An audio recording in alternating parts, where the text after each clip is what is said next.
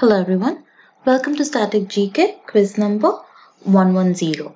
This video is aimed to help you with your central and state government job examinations. I'm Ritrisha from GKToday and I'll be taking you through this.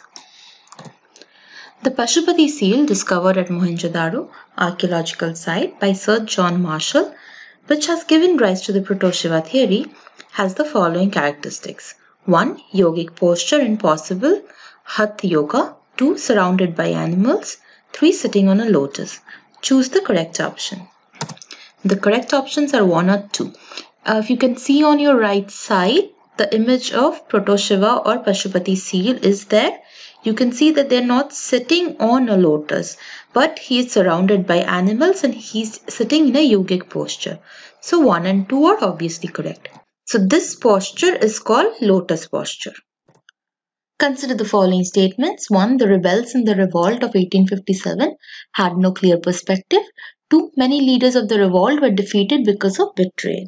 Which among the above statements is or are correct? The correct answer is both 1 and 2. So causes of failure of the revolt can be narrowed down to the following.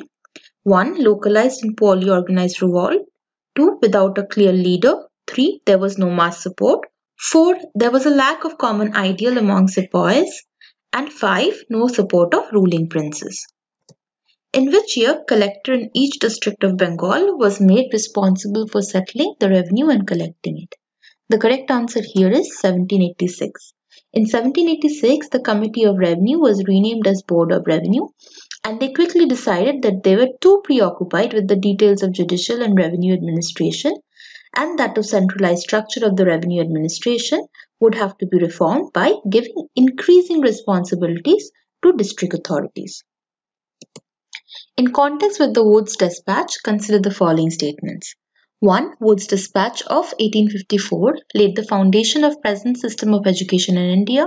2. It helped the educational institutions founded private efforts to obtain grants from Government of India. 3. It made a provision of moral and religious education as important part of education. Which among the above is or are correct statements?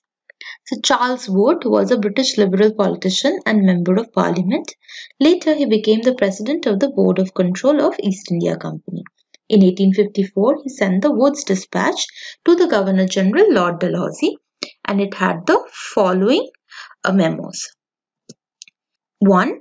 An education department was to be set in every province. 2. Universities on the model of the London University were to be established in bigger cities such as Bombay, Calcutta and Madras. 3. At least one government school had to be opened in every district. D. Affiliated government schools would be given grant in aid. And 5. The Indian natives should be given training in their mother tongue also. Now these are foundations that are still supporting our education system. So number 1 is true. Number 2 is also true. However, number 3, which says that there were moral and religious grounds as well, is not true. Hence, only 1 and 2 is true. Option B is the correct answer. In context with the village headman of Gupta Era in ancient India, consider the following statements. 1. The village headman used to manage the village daily affairs with the consent of the king. 2. No land transaction could be effected without the consent of the village headman. Which among the above statements is or are correct? Now, it is true that no land transaction could be effected without consent of the village headman. However, the first statement is incorrect because they used to manage village affairs with consent of elders of that village. So, only 2 is true. Consider the following statements.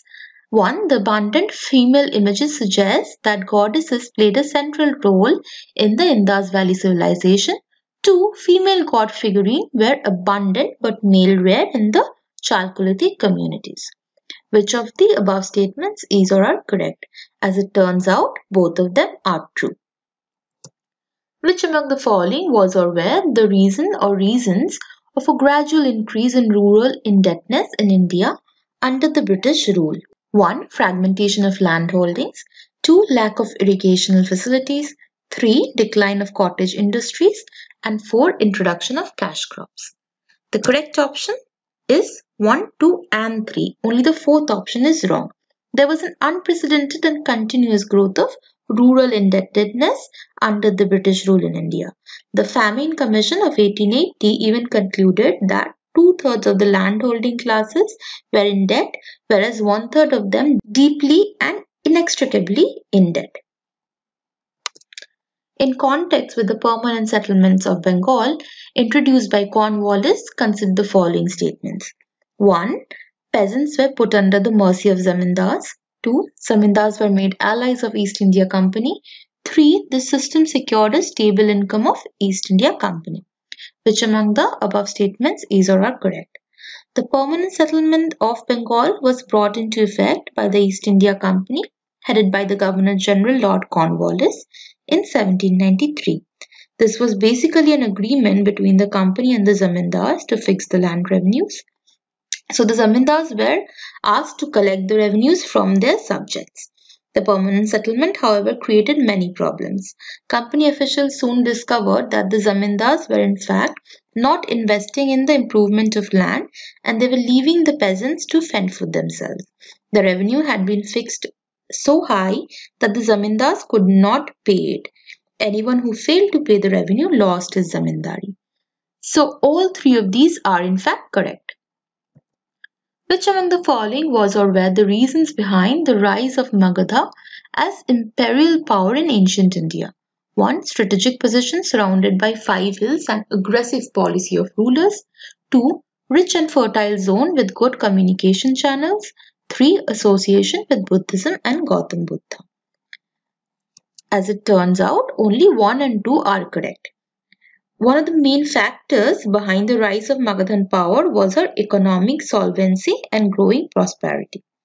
Magadha had a vast population which could be employed in agriculture, mining, and for manning her army. The Sudras and the non-Aryans could be employed in clearing up the forest and reclaim surplus land for farming.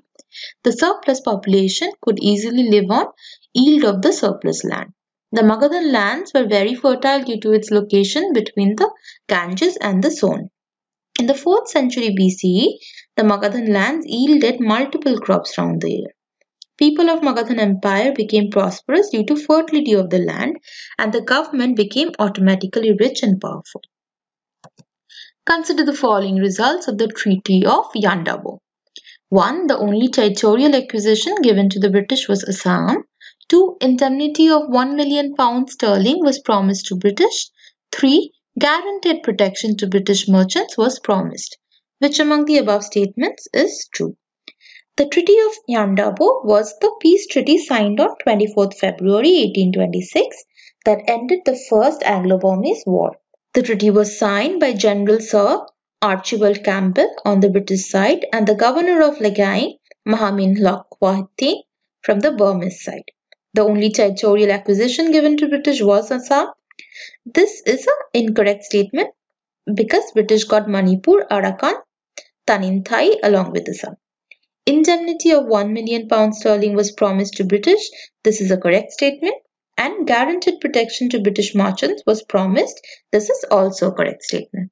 So 2 and 3 are correct. That's all for today's quiz. Until the next video, goodbye.